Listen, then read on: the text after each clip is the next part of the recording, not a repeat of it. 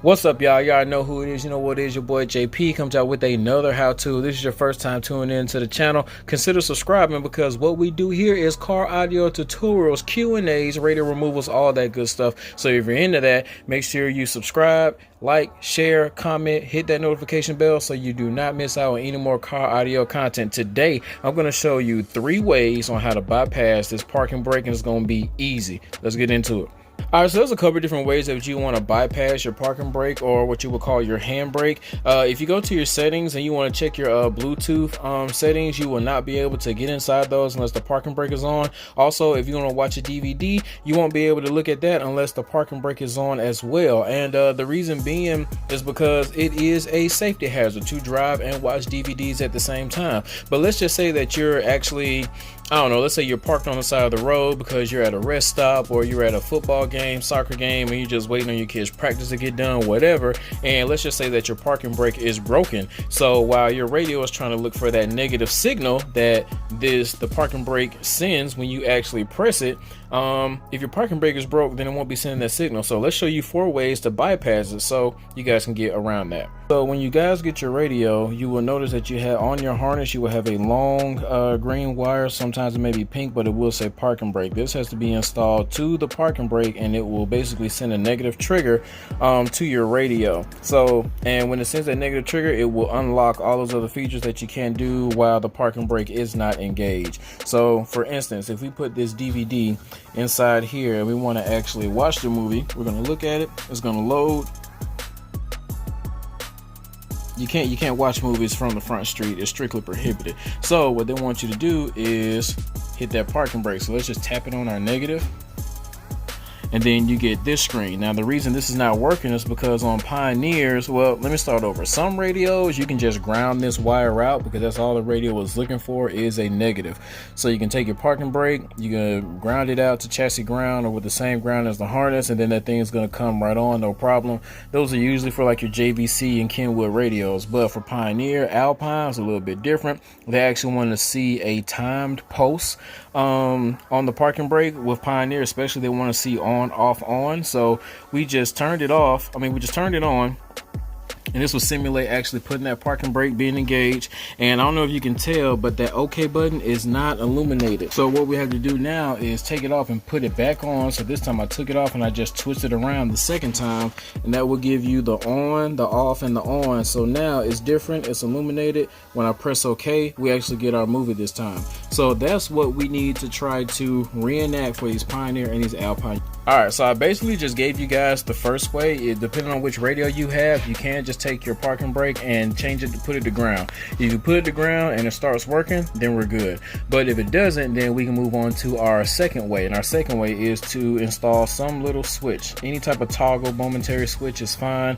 What you want to do is you want to take your parking brake, and you have your parking brake coming out of the radio going to here, and then out of the switch going to the ground, which is right there. So what we do is when we want to watch it, we just turn it on. Once we turn it on, it gives us our movie, and when we turn it off, it goes off. So now, in the sense of if you were inside the car and you need to press the parking brake and then turn it off, matter of fact, I tell you what, let's do this. Let's unplug. This is basically going to restart our radio. We're going to plug it back in.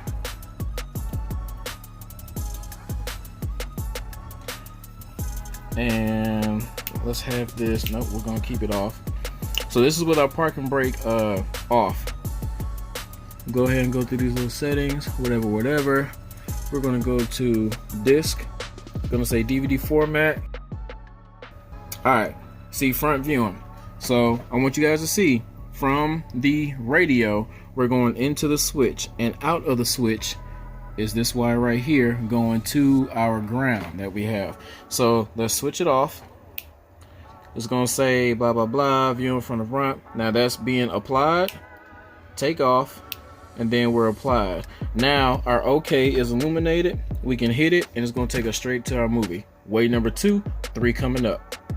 All right, so the next thing that we have is our DVD bypass or demo bypass, whatever you want to call it. It's going to come in a little bag like this.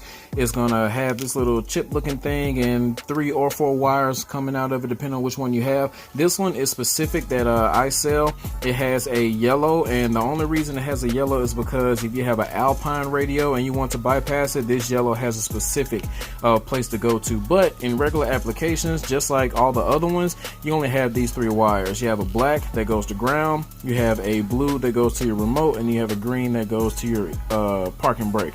So basically what it is when you turn your radio on, it's gonna send 12 volts out on your remote wire, which is the blue with the white stripe. When this goes to this wire, then it's gonna output this little signal. So this is kind of like a small single pole. It's like a small relay if you think about it. So that's what we're going to do. Let me wire this thing up real quick so you guys can see how it works. Alright, so I just want you guys to see my connect. Now, no, this is just on the test bench, so I'm not really caring how it looks. I just want to show y'all what wires go to what. We are not using the yellow because we're not on an Alpine head unit. But this black that's coming off of our little bypass is going straight to our ground, so that's the negative. We have the blue going to our remote turn on, which is blue with the white stripe on our radio. And the green is hooked up right there to our green.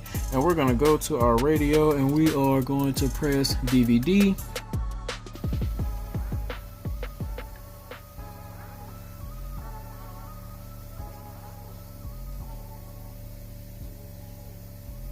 So as you can see, it did its own thing. When you went to the DVD, it actually give it the pulse that it needed. You see that it went on, went off, went on, went off, and then back on. That's what it needs to see, those timed pulses, in order for it to work how it's supposed to. So now that we have that worked out in line, it's going to work. So alright, so that's about it, man. I hope you guys found some type of value in this video. Don't forget to like, share, subscribe, comment, all that good stuff. You guys want to find links to these little bypasses, I'm going to put them in the description. Also, the Pioneer 1550. Thank you for being a lovely contestant in our video. That link will be in the description as well. Until next time, this is your boy JP signing out, and happy installing, guys.